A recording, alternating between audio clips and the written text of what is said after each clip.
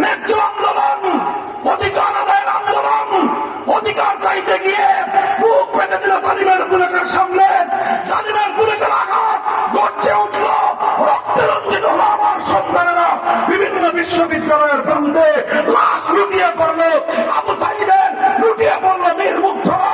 বাংলার নতুন চেপ্টারে আবার শাপলা তৈরি হলো, আবার সেই বালাকট তৈরি হলো, আবার পলাশির প্রান্তরে গ্রেপ্তার মির্জাফরদের সামনে সিরাজউদ্দৌলার সৈনিকরা জীবন দিতে শুরু করলো।